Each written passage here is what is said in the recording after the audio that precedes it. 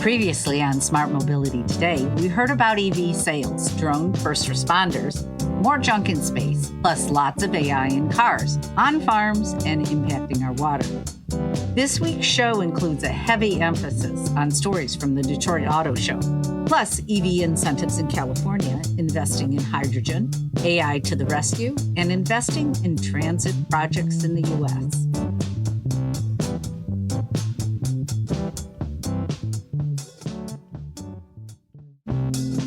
You've got something to say, and we can help you say it. Detroit Media Productions is here for your audio, photography, and video needs. DetroitMediaProductions.com.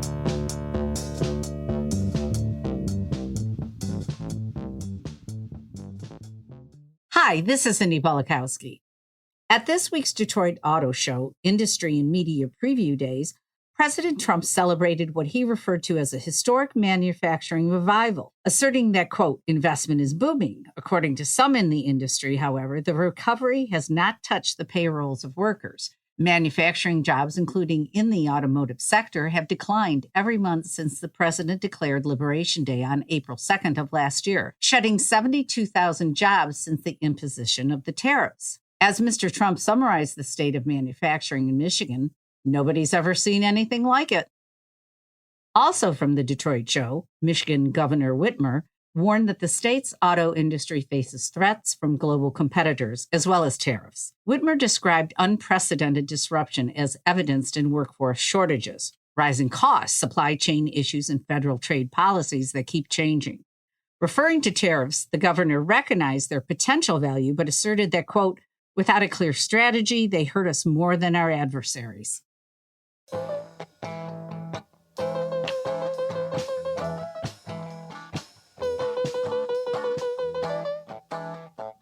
And yet more on the auto sector in Michigan.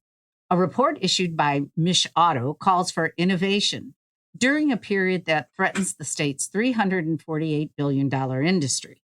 The report urges leaders to work on keeping production, engineering, and jobs in the state. According to Mich Auto's executive director, Glenn Stevens, quote, we are at an inflection point like we've never seen before. We've got to be making changes and doing things differently to protect our signature industry and our economy as a whole.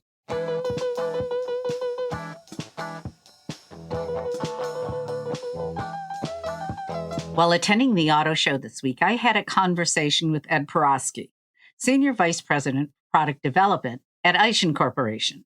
Topics range from the ways Aisin is leading through a lot of change to a discussion about AI and automotive technology.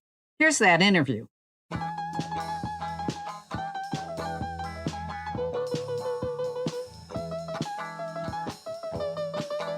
Would you please introduce yourself to our listeners? Sure. I'm Ed Perosky. I'm Senior Vice President for Powertrain Engineering within the Aisin Group here in North America. My experience within the automotive field was 35 years with Chrysler Stellantis and retired from that and came on board here at Aisin. So I've always been in propulsion. I've always been manual transmissions to begin with, automatic transmissions, and now into the hybrid systems. Engineers never retire, they just change jobs. That's right. And they're also always changing. Technologies change, therefore we always chase the technology, which is great. Do you come from a engineering manufacturing background in your family, or? It was interesting. Just a neighbor 2 doors down is what was my biggest interest. He was a Ford engineer who didn't work in propulsion systems, but that's what got me interested in engineering. And I had a strong math background, enjoyed the sciences, and there was a very strong fit.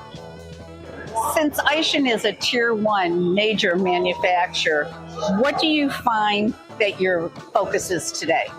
So for me, I'm powertrain specific. So we have, especially from the mobility side, we've been in Toyota products for quite a while, and we've transitioned now. We do a lot of things with Stellantis, both here and in South America. A lot of electrified products we support are 2-motor hybrids. That's very popular. It's been in the Prius since 2004. We've got a little bit over 20 years of experience with that, and now it's finding its way into many other product lines for other OEMs. It's very popular. It gets you to a hybrid system within a conventional space, if you will. So we take a conventional automatic transmission, and you put a 2-motor hybrid in that same space, especially for the front drive, and that's what provides the I had the opportunity to drive a Toyota hybrid in Seattle, and I found it really easy to drive, and the hybrid option just saved us incredible amounts because it had the braking system that the regenerative braking system. So, and as you know, Washington you're always up and down or up and then going down. So it was a real plus, and I loved it. Yes, so it's a great vehicle. Saves on brakes as well. Yeah. Yes. There have been an incredible amount of changes recently with the push toward electric and then the back off from electric. What have you personally learned from all of the tumultuous changes that have been going on? Well, fortunately for Aisin, and part of our motto is we're ready when you are. So in that ready when you are, we've got electrified product. We've had the Prius has been a 2-motor hybrid. We have electrified axles, which would have been compatible with all the EV systems coming forward. Okay. So we were positioned for both. The hybrid system, we have a lot of experience, so more than most tier ones do. So there's a big benefit for us. Toyota's used the system. We're now extending that into other customer bases. Okay. It's a strong driver for us. Also on the rear drive for the Tundra and Tacoma that are made here in the U.S., the products we produce out of Texas, those have a 1-motor system in them. Okay. So you have a conventional. Just ICE? It's ICE conventional, but you can also put a motor up front and make it a hybrid system. So you can buy a hybrid. They're actually out on the floor today with a couple of those hybrids.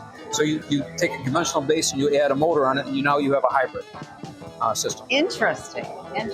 Is that something that a team you're involved with Yes. came up with?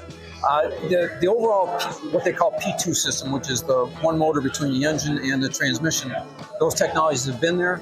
It's the application for what we do for trucks specifically. And quite a few of the trucks are now, Ford had introduced a few years ago with their own system, and then we have that also in the Tacoma and Tundra. Very cool. Very cool. Taking in everything you do and all the emerging technology that is coming from all directions, what do you personally find most exciting in your job at Aisin? And what are you looking forward to? Yeah, and a lot of it is, at one point in time, was where were things going? And I think that's settling down quite a bit. You're going to have most OEMs are going to offer some type of full electric vehicle. They were already commissioned to that. They were already heading that direction. Then you had the pure ICE. People know what that was, and some of that's being regenerated again. You've got the Hemi that came back out for Stellantis. Was it ever going to come back? Nobody thought, but now it is back. And now you have this hybrid space, and the hybrid space fills a lot of that gap. To the customer, and with your experience in Washington, it's invisible to you. There's things you feel with the vehicle, but it's no different than a conventional vehicle. It gives you better fuel economy. It gives you a little bit better performance on the low end. So it's going to be the modifications on those systems and the evolution. How do you get better power electronics? How do you get more efficiency out of the system? How do you drive better fuel economy and or range for the customer is really where the focus. I personally find my comfort zone in the hybrids. Living in Michigan, I find that we're constantly traveling. We're traveling long distances. We drive to Philadelphia. We fly to Seattle when we're in Seattle. But just that the fact that I don't have to worry, right? And the fact that even like when the gauge gets low, you still have the hybrid electric keeping you going. It's a nice advantage. Oh, it is. And for the most part, that's what people, even relatives that I have, they don't hit the gas quite as often. So there's a benefit there. But the performance, it's a little bit better, but it's transparent. It's what they expect. It is. You don't even know it. You don't know it. No, you don't know you're driving anything different. Right. Until you go to refill the tank. Yes. And then less often. Yes. Then you're happy. Yeah. So lastly, can you talk a little bit about AI?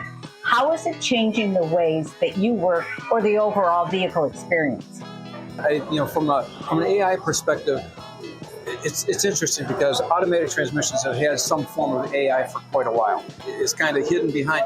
It learns driving habits a little bit for the driver. So your torque converter, how it's set up, how the transmission reacts is already positioned a little bit. That's going to be the biggest benefit. If it can learn how you drive And then also the forward-looking portion of this, with whether it's GPS systems and automatic transmissions and how you anticipate hills and climbs and descents.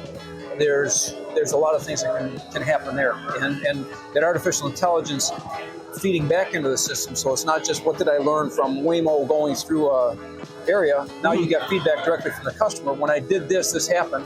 When I do that again tomorrow, I can anticipate what's going to happen. And your team utilizes that information? We do, and actually we have an LBS category that does GPS and that type of thing. And there's a lot of crosstalk with how do you make the system overall from a vehicle perspective the best for the consumer. Do you utilize it in the actual development of products? Like, do you go back to it to like make jobs shorter? Not so. It will come along, but a lot of, especially for powertrain, there's a lot of tried and true. Physics don't change. You sure? Yeah, well, some people try to change it. It doesn't work out so well sometimes. But it's that's the base, and then as you extend from there, and you can learn. A lot of the times we go back to lessons learned. Right. And that's what gets lost in the process. If I had a lesson learned 10 years ago, but I'm not the engineer who was there, and I've got brand new. Right. Lost. So this AI and how you take your development learnings and put it in for your own company to just say, I know what happens if we do this, or here's where I've been. There's going to be some big benefits to that, and that's independently, that's kind of how AIs work. But as the systems come along, it's going to make it a little bit more automated. It's like a dedicated librarian who knows what you need. Yes, yeah. So clutches or whatever it happens to be, and what's the experience, that'll all be in a database and easily managed. All right. Hey, well, I want to thank you for your time here today. That was easy. No problem at all. Great. Wonderful. Thank you. Thank you, Cindy.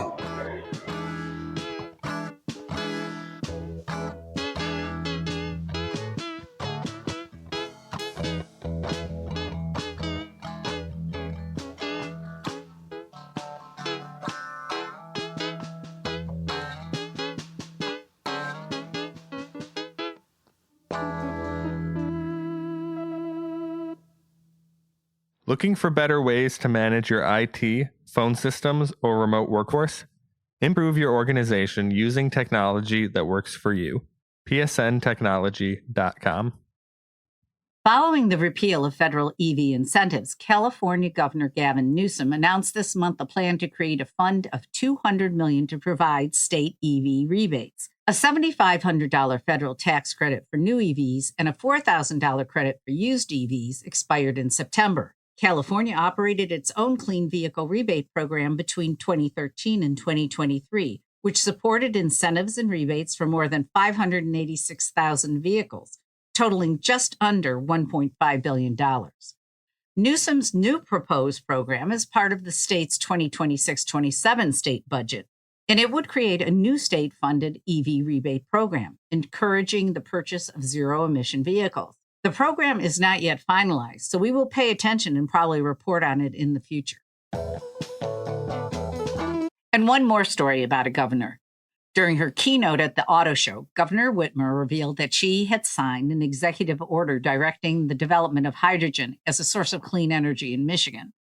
In announcing the program, Whitmer said that, quote, "We're already seeing a lot of interest in Michigan because we have more potential reserves under our feet than every other state. If our hydrogen reserves are proven safe and viable, they could lead to a massive economic boom, creating jobs, lowering costs, and reducing our reliance on foreign fuel."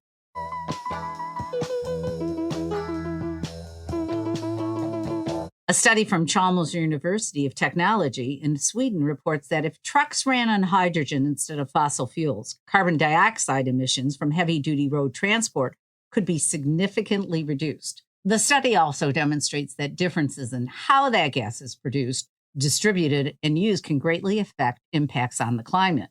According to the report, locally produced green hydrogen is the best option for the climate. Plus, it enables energy self-sufficiency in countries, especially during times of crisis. The shift would be dramatic.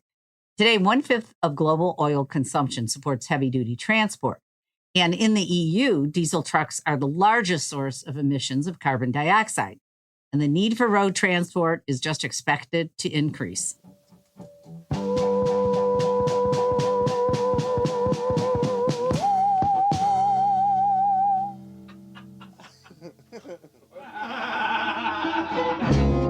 be right back. All right, ready.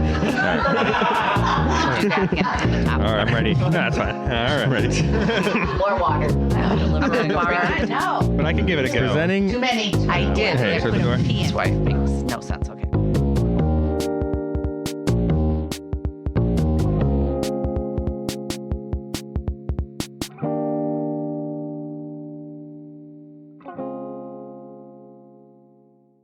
Freelancers, gig workers, and entrepreneurs are creating the future of work.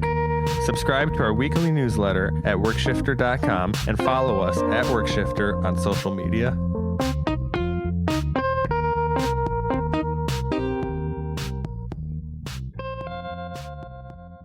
A study in the journal Nature Communications finds that an iridium metal complex could be used as an antibiotic drug. In the study, robots were used to synthesize compounds by combining metal and organic molecule building blocks, creating a large collection of chemicals in 1 week. The antibiotic was one of more than 600 compounds produced. The development of this and another 5 synthesized compounds in the same effort has the potential to dramatically accelerate drug discovery and chemical research.